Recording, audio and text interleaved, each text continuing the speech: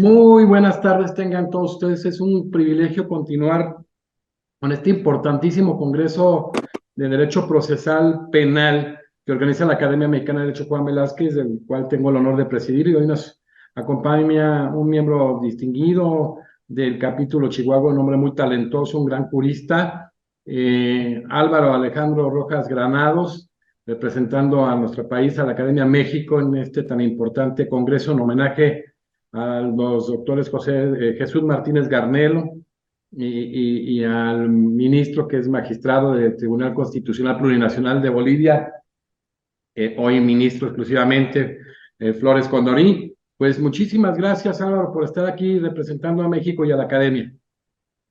Muchas Muchas gracias por la gracias por la invitación. invitación. Estoy a sus órdenes. Bueno, Álvaro Alejandro tiene el doctorado en Derecho por la Universidad de Buenos Aires, Argentina, de igual manera el doctorado en materia penal en amparo por la Universidad Autónoma de Durango, máster en Derecho Penal y máster en amparo por la Universidad Autónoma de Durango. Es especialista en litigio estratégico en materia de derechos humanos por el Instituto Interamericano de Responsabilidad Social y Derechos Humanos de San José de Costa Rica.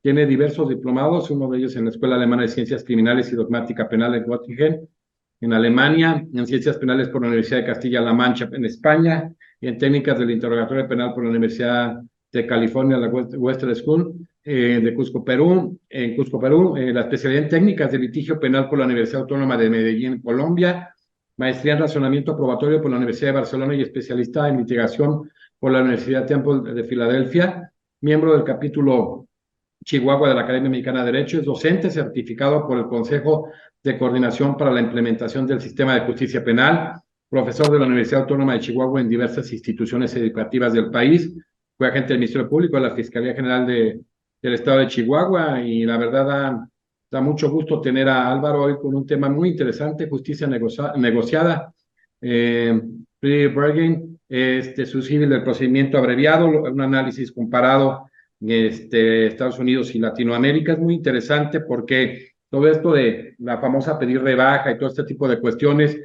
pues vale mucho la pena conocerlo con un experto que ha tenido un contacto directo en todo el continente, que se ha formado en parte de en Europa, en América Latina y en los Estados Unidos. Entonces, Álvaro, algunos antecedentes procesales del tema en América.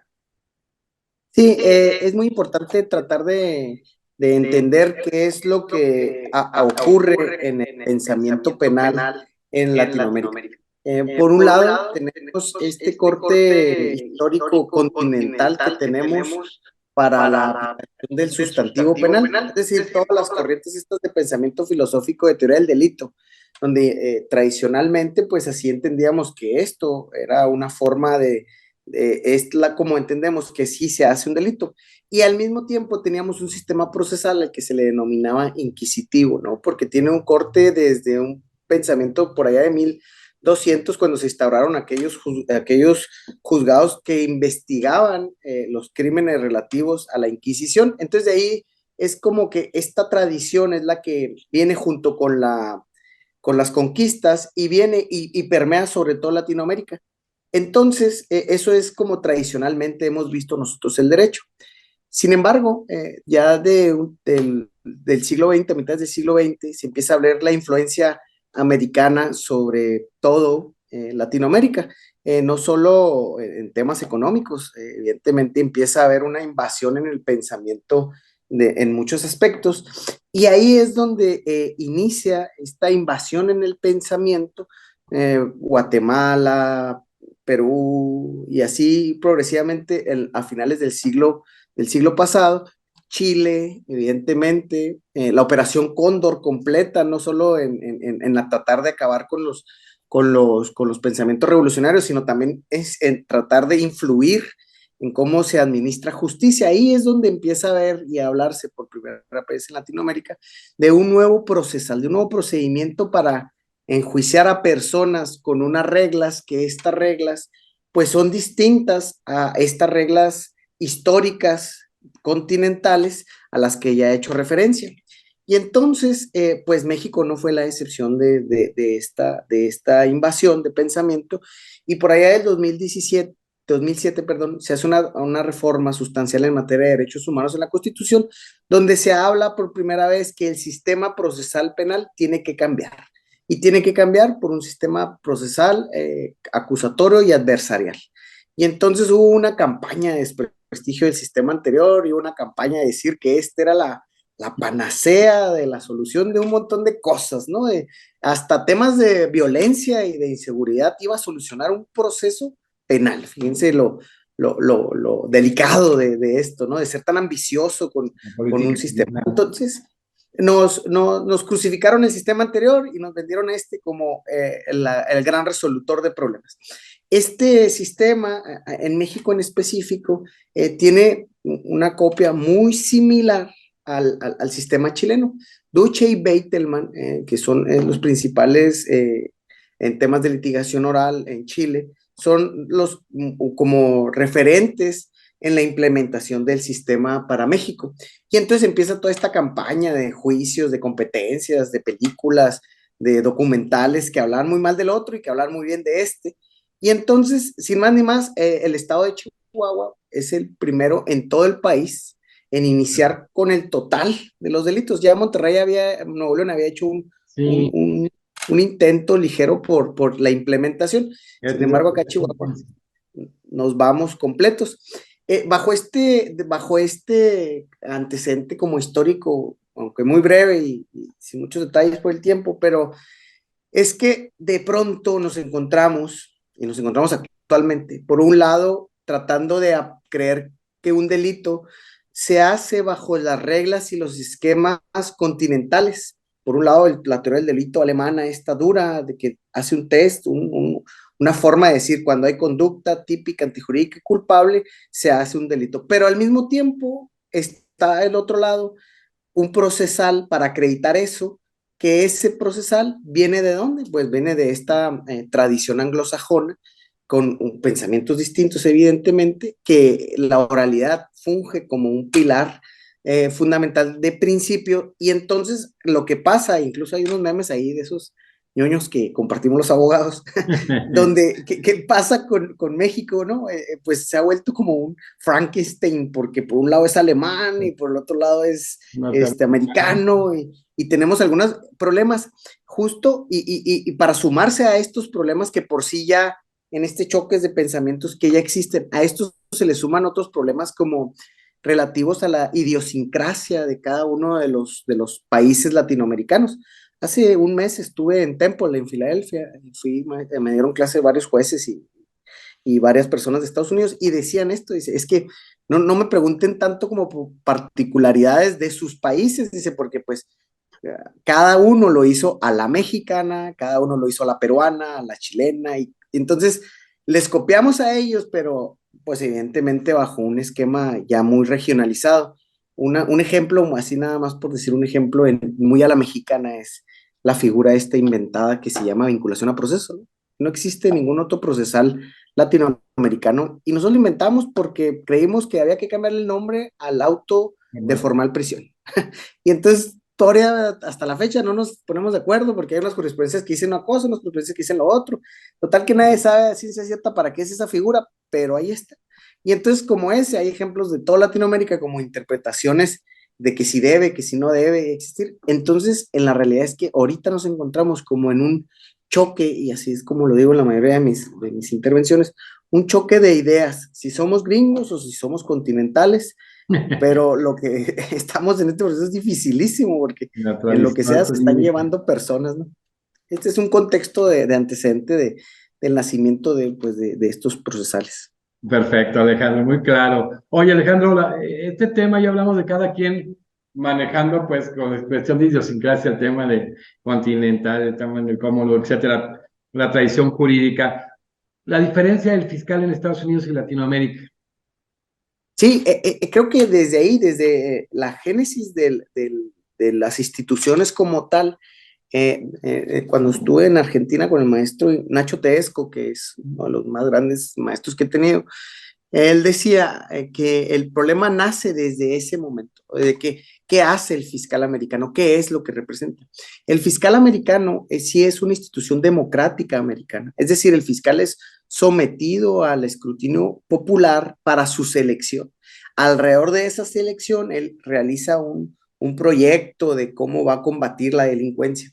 Entonces, y lo que pasa en Latinoamérica, en específico con México, pues él no es un representante social, él es un representante estatal. Él representa los intereses principal y primordialmente del Estado.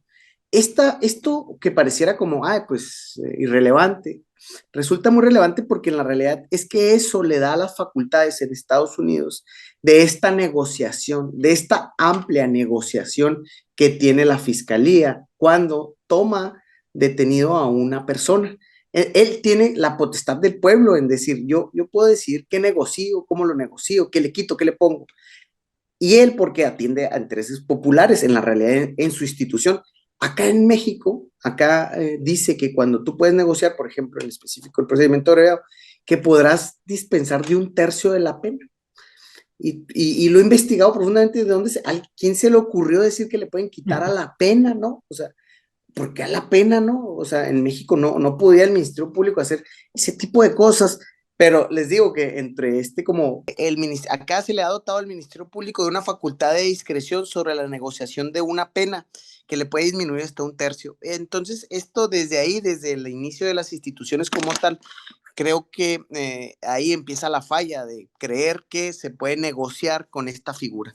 Esta figura en específico en México ha generado ahorita más adelante algunos problemas, unas estadísticas abrumadoras que nos llevan a entender que tal vez el exceso de la utilización de esta figura nos ha generado muchísimos problemas y nos va a generar más. Perfecto. Alejandro, viendo, hablábamos de este análisis comparado de lo que es la figura del plea bargaining y el abreviado. ¿Qué nos puedes decir al respecto, no? O sea, ¿qué toma, qué se da, qué similitud, qué diferencia, cómo está esta situación, no?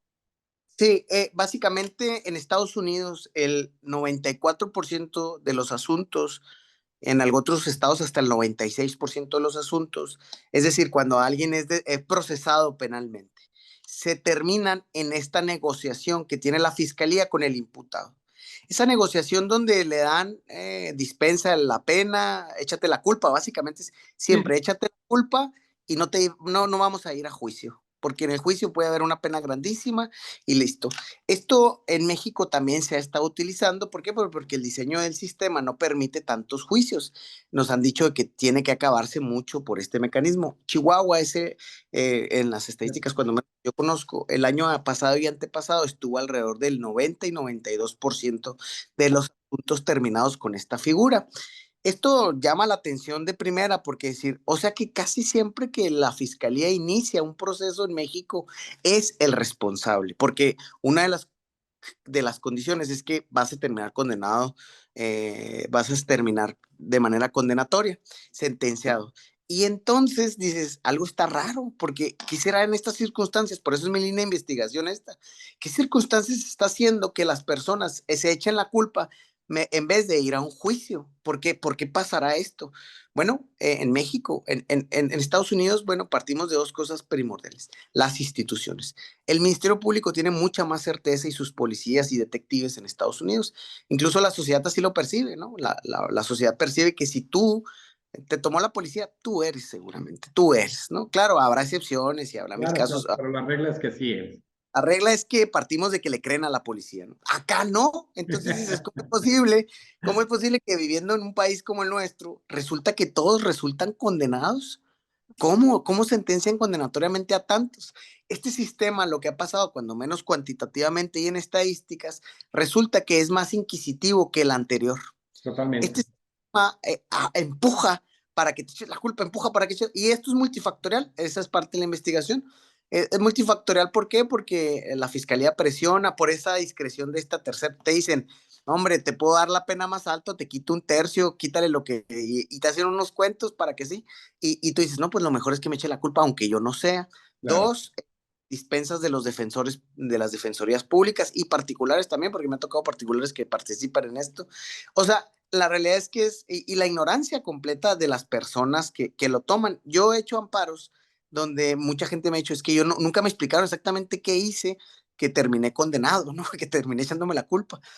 Esta se ha vuelto hoy en día un tema como de tortura institucional, o sea, la tortura pretende que decir algo a cambio, ¿no? Esta tortura institucional con esta presión, con las penas tan altas, incluso con otro factor que es muy importante, con lo fácil que se pone la prisión durante todo este tiempo que tuvimos prisión preventiva oficiosa, pues no Totalmente. hacía la misma posición de negociación, pues si yo estoy en la cárcel, salir, ¿verdad? Si estuviera en libertad, pues muchos, estoy seguro que muchas personas pues irían a su juicio normal, ¿no? Irían hasta el final, pero con estos factores, como cuando menos cuatro que he citado, son un problema que ha generado que este sistema se esté volviendo, no se está volviendo, sino ya es, cuando menos en números, mucho más inquisitivo que todos los demás. Sí, o sea, qué delicado, Alejandro, porque sistemas puros, tú como experto no los hay. O sea, predominantemente acusatorio era la pretensión. Y realmente estamos yendo a un sistema que tiende más a radicalizar el aspecto inquisitorio. Tú eres un hombre muy estudioso, has generado todo un análisis profundo, ya avanzando estos antecedentes históricos, la diferencia de los fiscales en un análisis de derecho comparado más de sajón con continental, el plea bargaining y el abreviado, los límites de la negociación, qué límites existen en este país con este tema de la negociación que tú ya has abordado y que por muchas de las causas tristemente te empujan o han empujado a que se reconozca la culpa. Sí, claro, ese es un tema bien delicado porque la realidad es que México no tiene ningún límite para efecto de realizar abreviados. Hay un caso muy famoso que incluso a lo mejor tú lo has visto en algún documental, el caso de Marisela Escobedo, que está en Netflix, de una persona que se llama El Wicked, que fue la persona que mató a su hija. En fin, esta persona en ese tiempo, nosotros en Chihuahua teníamos, lamentablemente, lo teníamos, prisión vitalicia como pena. Sí, Bueno, esa persona, el Wicked, que terminó muerto después, tomó un abreviado en prisión vitalicia. Y entonces, ¿cómo es posible que alguien vaya a tomar un abreviado? Pues, sí, tomó un abreviado en prisión vitalicia. Hasta estaría bien, o sea, cualquier persona en su sano juicio diría, pues hasta pago por ver, ¿no? ¿Qué va a pasar en el juicio? ¿Qué tal que tiene la persona? O sea, yo no sé cómo se comporta la prueba. Pues incluso hasta por un tema ponerla a ver qué pasa, ¿no? Pues de todos modos, vitalicia ya me van a dar. ¿Cuál negociación? Bueno, así de absurdo son las negociaciones. O sea, la negociación no tiene límite, puede ser cualquier delito y lo único ofrecimiento es que tiene ventaja la fiscalía cuando hace el ofrecimiento del tercio menos, que también es sabido. Bueno, vivimos en México, lamentablemente, y es la realidad. No podemos tapar el sol con un dedo, pues que esta discrecionalidad también se utiliza para algunos casos donde hay corrupción, donde, bueno, como yo tengo este poder de este tercio, bueno, pues esto cuesta, ¿verdad? Yo te lo ofrezco por esto y por algunas condiciones. Y de aquí vale mucho la pena ver, por eso es como me gustaría analizar que en otros países, ¿qué se hace con el procedimiento abreviado? Y ahí es cuando decimos, sí, es que aparte de que cuando lo copiamos, cuando regionalizamos, le encontramos forma de meterle mano mexicana y mano peruana y mano de todos caso los países. híbrido. Sí, claro. Oye, Alejandro, después de haber analizado todos estos puntos tan interesantes, y el estudio que tú has realizado, tienes una propuesta en relación a este tema. O sea, hay forma, como dicen, de enderezar este cambio de sistema, hay manera de mejorarlo. ¿Qué sería? ¿Cuál sería la propuesta que tiene el doctor Álvaro Alejandro Rojas Granados con lo que estamos viviendo en este tema de hablas de la regionalización, del híbrido, de a lo mejor no atender la esencia de la transformación? ¿Qué propuesta tienes tú, Alejandro? La propuesta, la realidad ni siquiera podría decir como que es mi propuesta, porque la realidad es que tendríamos que solo ver un ejercicio de derecho comparado, qué hacen los demás países alrededor. Y alrededor de esto hay como respuestas, por ejemplo, en Chile sí existe el procedimiento abreviado, pero no hay ningún procedimiento abreviado para cuando la pena que se pretende sea mayor de 10 años. El límite. Límite. Entonces, si hay mayor de 10 años, nunca un abreviado. Nunca, siempre tiene derecho que ir al juicio. Tiene que ir a un juicio. Esa es una de las primeras propuestas. Si la pena es mayor de 10 años, no va a haber abreviados. Y entonces, lo que se ha venido resolviendo en los tribunales mexicanos es que es una visión cuantitativa, nada más, de decir, Bueno, acaba asuntos, o sea, no los lleves a juicio, o sea, simple, si es, vámonos, si es, y en eso nos estamos llevando a un montón de personas y las cárceles están llenas de personas con abreviados. Claro. Otro límite que se propone es la desaparición de esta negociación por parte de la Fiscalía. Es decir, el Ministerio Público no puede negociar sobre la pena. Eso es competencia del órgano jurisdiccional. Él puede negociar sobre su pretensión y su pretensión no debe de exceder más que los límites de la pena y la pena es mínimo y máximo. En Perú, por ejemplo, no se puede negociar esto y la única negociación es sobre la mínima. O sea, yo te ofrezco la mínima. Listo, porque eso sí es su interés de la fiscalía, no puede mover hacia abajo. Esa es la segunda. Y la tercera, y creo que pudiera ser la más importante, es que el juez, los jueces, los órganos, se cercioren con lenguaje normal, con lenguaje coloquial, lejos de este pragmatismo y payasadas que a veces tenemos los abogados, que el imputado se dé cuenta de lo que está a punto de hacer, que se le pregunte con palabras muy sencillas de te vas a echar la culpa y tú tienes derecho a pelearlo e incluso tienes mayores posibilidades peleándolo porque sí suben tus posibilidades y no como te lo plantearon diciendo es que si tú vas te voy a dar 80 años, ¿no? O sea, en el susto. O sea, alguna manera donde el órgano jurisdiccional se garantice, porque yo he hecho cuando menos 2 amparos donde incluso uno como abogado pues no sabe ni qué pasó, ¿no? Porque son palabras tan avanzadas, no sé, estas que usan los abogados, que no entendió la persona y entonces yo promoví un amparo en este sentido, es decir, es que a mí nadie me explicó, el imputado dice, no, nadie me explicó, nadie me dijo qué hice y de repente me dijo que tengo 30 años en la cárcel, yo pensé que iba a ir a juicio, ¿sí me entienden? Estos aspectos creo que son fundamentales. Y bueno, y el problema medular, pues, que podría sanar esto es fortalecer nuestras instituciones, pero pues eso todos sabemos qué deficiencias tenemos en nuestras policías, en nuestros ministerios públicos, en fin, el problema institucional es muy grave. Oye, Alejandro, ¿a ti te tocó vivir, digo, tú hablas de los estados pioneros incluso del tema de que se hablaba en algunas partes de la bonomía del nuevo sistema y en algunas otras partes lo golpeaban que no entrara, o sea, era un símbolo. Pero, por ejemplo, lo que fue Chihuahua, lo que fue Nuevo León, pues fueron pioneros. Y tú como experto en el tema, como estudioso, hemos ido en el tema del procedimiento penal hacia adelante o hacia atrás, sobre todo en el tema de impartición y administración de justicia. Creo que el óptimo cuando se planteaba al inicio, yo era un estudiante en ese tiempo, pero me tocó ver a muchos chilenos en Chihuahua y me tocó ver a un montón de personas, de ahí empezó como esto de querer aprender. Y en el óptimo yo recuerdo que era un sistema muy avanzado, era un sistema que generaba reglas muy avanzadas, que generaba que los participantes, que las partes tuvieran mucha capacitación, mucho conocimiento, o sea, la verdad es que sí, de inicio en el óptimo parecía un gran sistema, o sea, parecía en las palabras. El problema fue como cuando ya lo empezamos a practicar en la realidad. Y yo he platicado con algunos impulsores de este sistema hasta hoy, dicen, no es el sistema, son los operadores, pero yo sí difiero en decir, oye, creo que, pues si el sistema era para alemanes, pues se lo hubieran puesto a los alemanes, hubiéramos hecho un estudio verdaderamente sociológico jurídico para determinar que no estábamos listos para algo tan avanzado. Y como no estábamos listos para algo tan avanzado, por ejemplo, el tema en específico de la medida cautelar de prisión, que decía el sistema al inicio, oigan, este es excepcional. Ah, Una entonces excepción. los primeros operadores decían, ah, bueno, pues si es excepción, listo, voy a empezar a sacarlos. Y empezó la presión de que la puerta giratoria, la puerta giratoria, la puerta giratoria. Y entonces ya ahí es un ejemplo muy claro de hay que tocarlo a la mexicana. Entonces, sí, ponle la prisión preventiva oficiosa y crean una. Sí, sí. Y Sí, entonces creo que en la realidad no hemos avanzado. Creo que de cómo era el óptimo a lo que hoy está, ya no tiene nada que ver. O sea, ya es como una cosa muy extraña. Incluso yo alcanzo a advertir que pareciera como más cerca que regresemos, que volvamos a como el sistema estaba al inicio.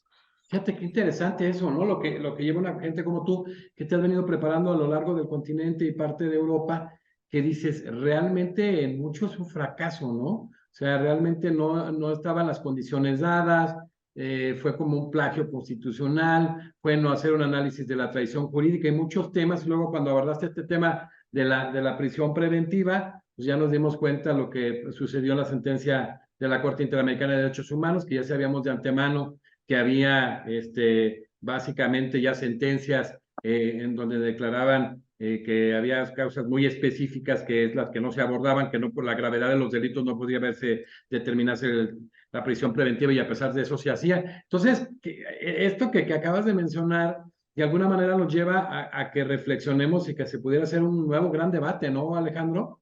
Claro, fíjate, hay algo muy interesante sobre esto, porque lejos de generar un debate mexicano, pues nosotros como que empezamos a copiar. Te voy a advertir algo que no está tan lejano, incluso ya he oído a varios doctrinarios, bueno, que se dicen estudiosos del derecho, hablar, y no solo porque sea en México, sino porque en Latinoamérica ya se empezó a escuchar. Yo lo oí muchas veces ahora, hace poco que estuve en Argentina y con amigos chilenos, colombianos, en fin, eh, administración de justicia por jurados. Sí, se maneja mucho la gente por puras, claro. Muchos amigos, sí, claro. Cuenta que ya empezaron a hablar de jurados y entonces ya empezó como una invasión de decir, Sí. ¿saben qué? Lo mejor es un jurado, lo mejor es un jurado. Y entonces va a empezar a haber argumentos que digan, no, si lo mejor es un jurado.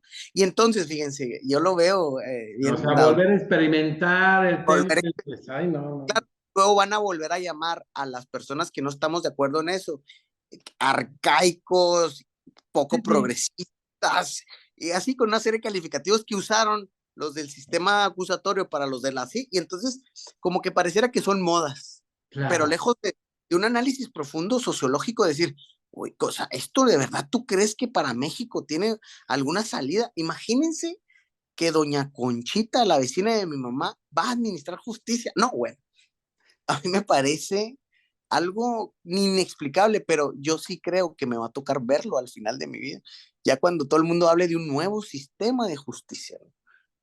Sí, pero qué delicado, ¿no? O sea, como dices tú, que sean modas, ¿no? O sea, ¿hacia dónde vamos a parar, Alejandro? Por ejemplo, este gran debate que Argentina ha hecho estudios muy profundos en el tema, pero realmente es totalmente desconocido, y es de empezar a cero, formar operadores, el factor exógeno intrínseco, la formación de operadores, la normatividad. Híjoles, o sea, qué delicado, ¿no? Qué delicado que hay gente que lo toma por estandarte y ya como una verdad, incluso sin prestarse a debates. O sea, la verdad es que, por ejemplo, Argentina, yo sé que algunas provincias ya lo han aplicado y que ha ido circulando más o menos, pero yo les digo, es que la realidad de México delincuencial es muy distinta, ¿no? O sea, no me imagino a alguien yendo al juicio del Chapo Guzmán y incluso generando simpatía con Chapo Guzmán. O sea, si es en Culiacán, imagínense que salieron a hacer una protesta en su favor, ¿no? O sea, digo, hay condiciones sociales que en México no lo permiten, pero yo he empezado ya a oír expresiones de que es la mejor idea de todas, y luego se recargan en un argumento que le duele a todo el país históricamente, se recargan en el argumento de decir, es que los jueces son corruptos. Y entonces todos decimos, ah, canijo, pues es que sí es cierto también eso, pero eso no justifica lo otro. O sea, mejor haz fuerte los jueces, corre a quien sea corrupto, o sea, trabaja en la institución y no porque la institución no funcione, traslades a democratizar la responsabilidad del Estado, creo yo.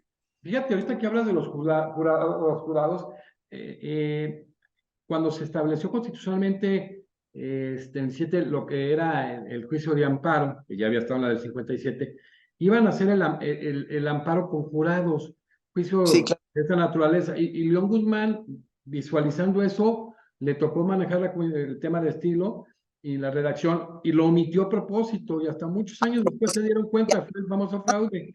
Y gracias a él se salvó el juicio de amparo, el principal mecanismo de protección constitucional en el caso de León Guzmán. Entonces, de verdad que bueno que hagamos estos análisis, estos debates. Me da mucho gusto tenerte, Alejandro, porque eres un hombre muy preparado, pero yo creo que incluso nos están viendo estudiantes, logran entender los alcances porque eres muy, muy preciso, y buscar pues sobre todo la manera de que en esto que tú lo has visualizado y lo has tenido la cuestión vivencial de estar en Argentina, de estar en Colombia, de estar en Estados Unidos, de ir a Alemania, pues y hacer un análisis de derecho comparado para ver nuestras fortalezas, nuestras debilidades, no traer instituciones ni normatividad que no entendamos, que no captemos, que no sea propio lo que le llamaban el fraude parlamentario de Néstor Pedro Sagüez, y sí profundizar en que están de por medio temas como la libertad personal, la libertad ambulatoria, para que al final de cuentas podamos precisar el tema de los sistemas y la manera de operar.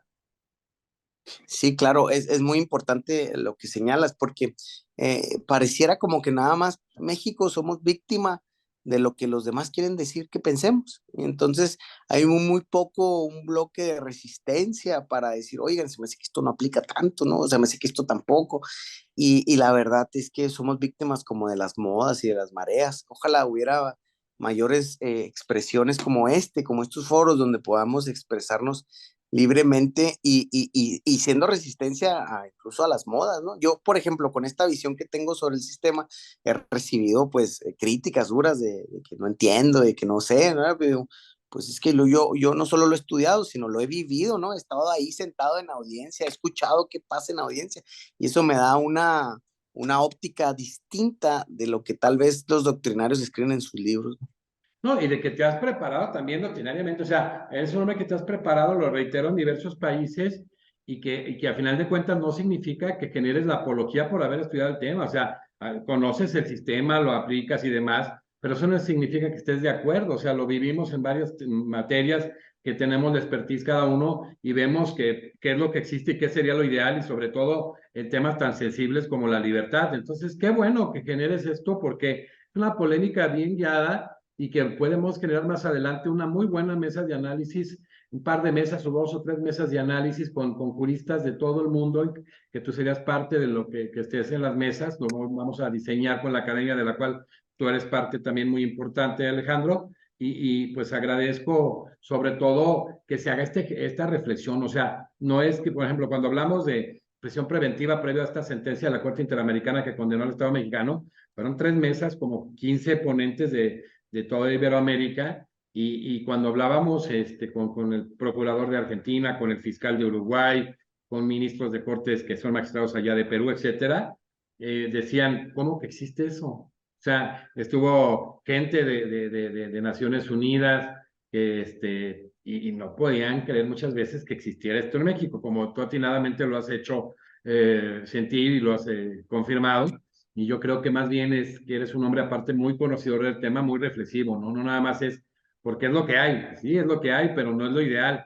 Y hay que hacer un análisis profundo para que se garantice la administración de justicia en materia penal, que en un momento dado no sea que se ponga tan fácilmente en riesgo un derecho fundamental sustantivo. Muchísimas gracias, Alejandro. Vamos a seguir trabajando de la mano. Reitero, eres un miembro de la academia que me da muchísimo gusto, un hombre muy preparado, muy reflexivo y agradecerte tu participación, que vamos a seguir gente de toda Iberoamérica participando en este importantísimo congreso en homenaje a Jesús Martínez y a Petronilo Flores, en magistrado que fue presidente del Tribunal Superior de Guerrero, hoy magistrado, fue gobernador, fue secretario general de gobierno, en el caso concreto de Petronilo Flores, fue presidente del Tribunal Constitucional Plurinacional de Bolivia, de los más destacados que ha habido, yo diría que él y, no sé, algunos gente que ha dejado huella en un país que se ha complicado mucho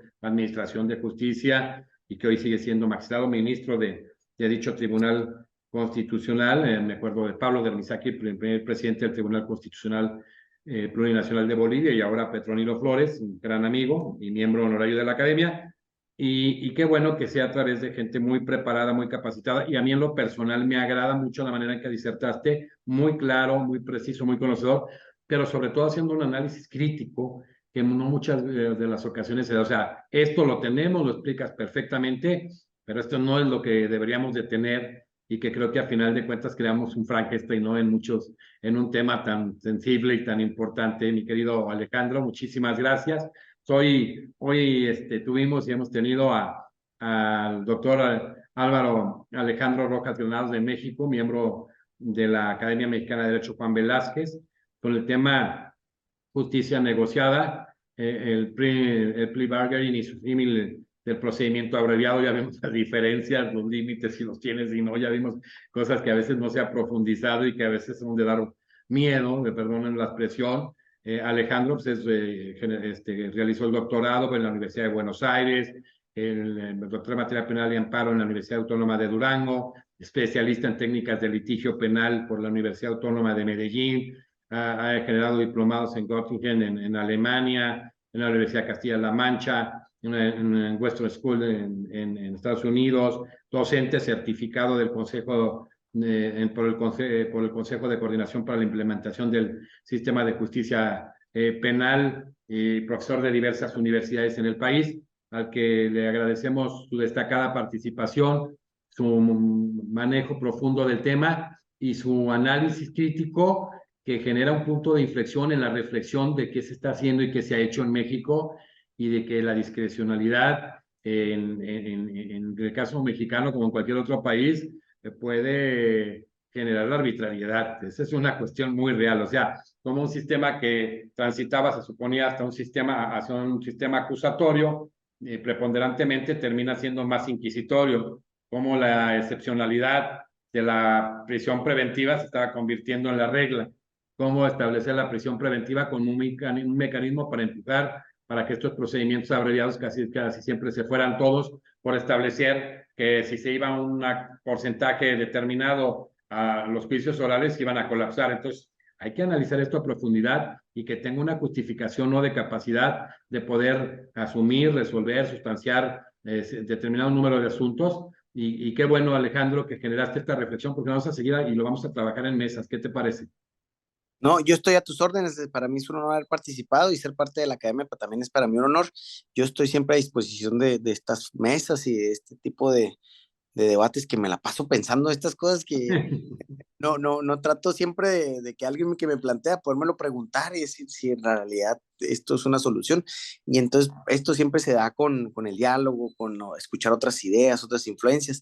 Entonces yo siempre estoy dispuesto a este tipo de diálogos y agradezco mucho haberme invitado y también me siento muy orgulloso de ser parte de No, esta es academia. muy destacado y vamos a generar un colectivo con este Congreso Internacional. Ya te mandaré las especificaciones y muchísimas felicidades y muchísimas gracias, doctor Álvaro Alejandro Rojas Granados, orgullosamente miembro de la Academia Mexicana de Derecho. Y dejamos esta gran reflexión que hoy sembró muy profundamente Alejandro, y que en lo personal y yo creo que a nivel colegiado en la academia es una obligación tomar el tema y profundizar en él, porque la idea dentro de la academia es también establecer soluciones en la praxis, y que si vemos que están generando estos conflictos, como pasó con el tema de la prisión preventiva oficiosa, hoy en día con el sistema de justicia penal, tenemos que entrarle al tema y hacer un análisis de derecho comparado, sobre todo con los países que tienen una tradición jurídica como la nuestra, y que podamos ver sus fortalezas, sus debilidades y las nuestras,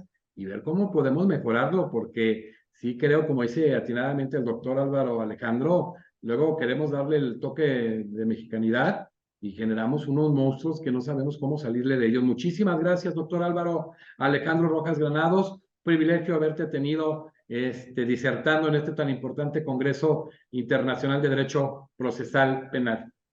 Gracias, a sus órdenes. Gracias, Alejandro. Nos vemos en la siguiente conferencia.